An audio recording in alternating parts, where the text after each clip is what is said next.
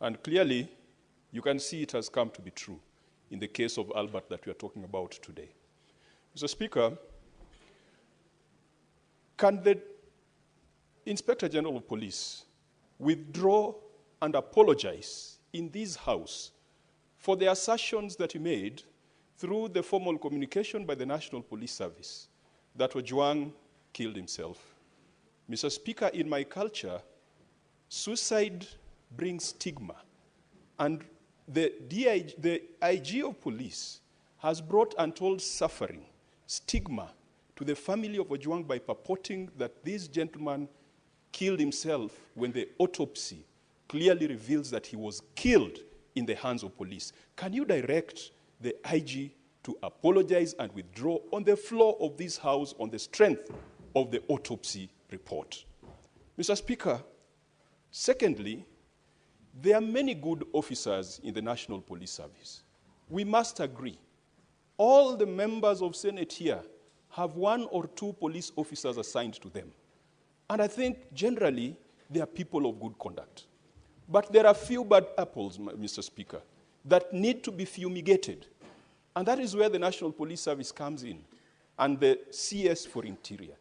Has a CS done any policy directives in writing pursuant to Article 245 to deal with those bad elements? Mr. Speaker, further, if you pursue the proximate cause theory, it was a complaint by DIG Lagat that led to the arrest of this young man in Lida, in Mawego, and that led to his death. Mr. Speaker, why is DIG Lagat still in office when it is his complaint that triggered the chain of actions and reactions that led to the death of this young man? Can the Inspector General tell us why? Can the CS tell us why? Because you cannot be in office still having authority and power, and you are the person who is being investigated. Mr. Speaker, I said there are many good police officers. The stepping aside of DIG Lagat is not going to lead to the collapse of the police force.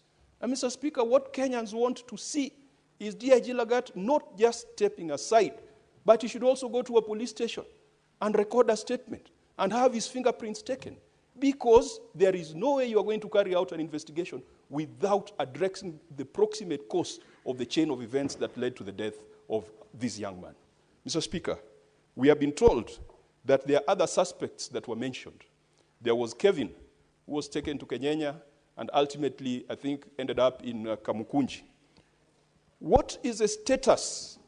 Are they still alive?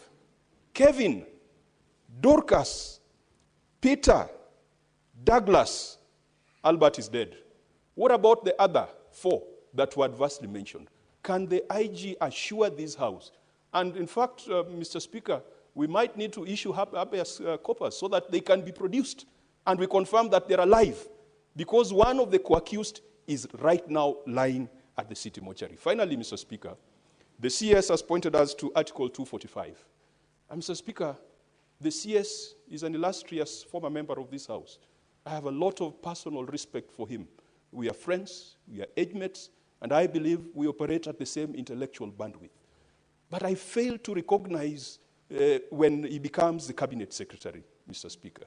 Because the things he spoke for, the things he stood for while in this House continue to happen unabated under his watch. He was very articulate and eloquent when talking about the killings in Elgeyo Marakwet, in Baringo. They are still happening today. He was very articulate one time when the police came to the presence of Parliament, Mr. Speaker. He moved this House to suspend its sittings and the Speaker ordered the police to exit the presence of Parliament. That is a gentleman who's today the Cabinet Secretary. When our colleagues, Senator Malala, Senator Lelegwe, Senator Lagat, were arrested on the eve of an important debate, the then Senator Murkomen was passionate, articulate, eloquent, citing the relevant provisions of the Constitution, and moved this House to adjourn until the rights of our senators were observed. Could the CS tell us? I know he might not tell us what happens when you become a cabinet secretary, because obviously there seems to be a metamorphosis from positive to negative. But can he tell us whether he has issued any directions in writing, as he had referred to Article 245? And he tables them before this House and before the relevant committee whether he has given policy guidelines, prudential advice on extrajudicial killings, enforced disappearance, violation of rights of protesters, violations of rights of citizens, the emergence of vigilantes, and non-state actors who are abducting people in this country.